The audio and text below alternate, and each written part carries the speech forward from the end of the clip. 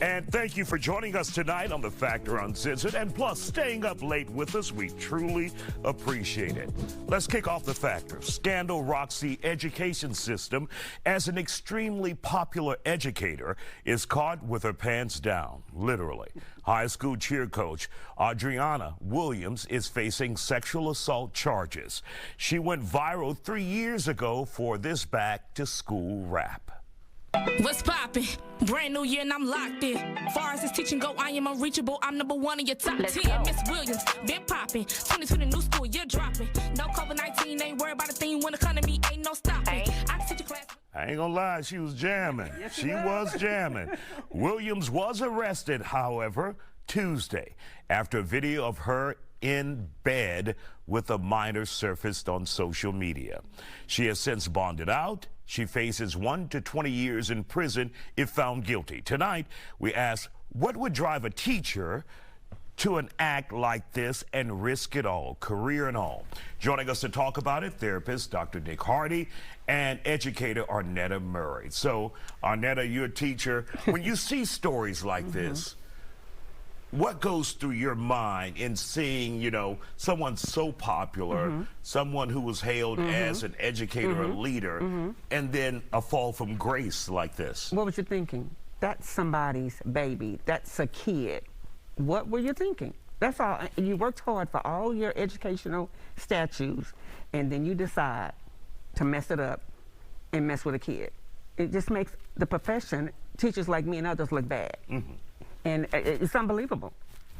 That's, you know, I fight for teachers, but I don't fight for bad teachers or teachers that's going to assault our kids. I don't fight for that. So, what do you think happens in a situation like this where you're an extremely popular teacher, a cheer coach, and all of a sudden you find yourself in bed with one of your students? I think what, you know, first of all, it's no excuse for being in bed with a kid. Right. Let's get that out there. But I think you've built this relationship with this particular kid, or these kids look up to you, and then all of a sudden you have these deviant thoughts, and then you just go down this slope.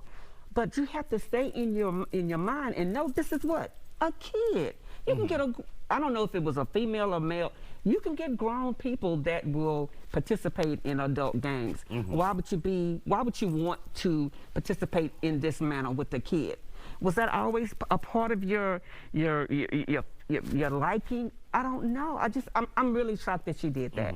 Dr. Nick Hardy, let's bring you into this conversation. We always hear when it's men and they're educators, they say it's power, control over.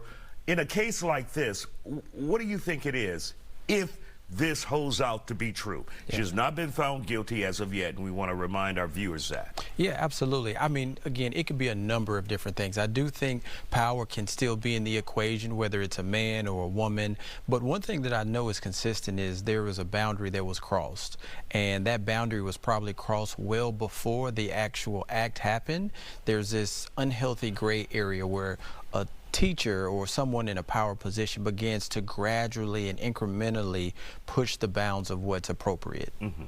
And give us an example of pushing those boundaries. Yeah, so one example is social media, you know, where you begin to communicate with a student outside of the school hours or outside of the normal open lines of communication, you know, when you start having these private conversations. I think that's one boundary that stands out the most, and a lot of times this is where it begins, because you start to create this casual relationship, and the reality is, I mean, you're a teacher, this is a student, you're an adult, this is a child. And would you advise educators do not cross certain lines with students, like social media, like calling them to help them with their homework? Call their parents if they need help with their homework. Absolutely. I mean, social media is obvious. A lot of times it can start with you calling a student after hours, and you may have pure intentions. You may want to help this child, but the perception of it is that, hey, here's an adult calling my child, it's late, and again, it just gets misconstrued, and you begin to, you know, just create this unprofessional relationship with a minor. And I have to say this, that let's be very real about this. We take training to make sure we do not cross those lines. We take Absolutely. Professional development. Most of us did not know that. So what is that training exactly? I mean, it's you know, like we have to have like, I guess 8 or 9 hours of professional development. I'm just gonna say 17 hours or whatever. But one was it was about boundaries, relationships, the type of relationships you should have with your students, with your parents, with your kids. We have been trained to not do that.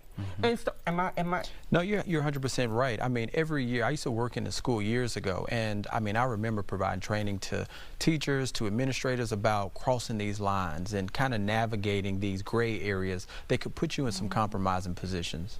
And were you surprised that you guys had, because that should be... Exactly. Yeah. Exactly. That's You should know better. We are trained to the core about cyberbullying, about relationships. We were even trained about social media, the interaction. We can't have too much interaction with our students on social media. But you have teachers that are doing that, and you have to understand. I guess do those tend to be, I want to be the cool teacher, I want to be the hip teacher? Yes, I want to be but the popular teacher. The popular, yes, but that still, we are still trained not to do that in our trainings. So it's a choice that they decided. So you got to deal with the what? Consequences. Period. And Dr. Hardy, would you recommend more intensive training for teachers? Are there just some people who are ticking time bombs waiting to do this no matter what you teach them? Yeah, I think it's a both and. I think you definitely should be more intentional training, especially with there being so many access points. You know, it's not just I see you in the school. You know, I can find you on social media, I could see you out and about. Definitely more intensive training. But then you also have certain individuals who prey on minors, who prey on individuals who are in vulnerable or compromising situations. All right, Dr. Nick Hardy, Annetta Murray, educator here. What? Well, you look at me, educator. I ain't mean anything about it. You still good. I'm not cutting those lines, honey. Nobody's working my job. Still ahead.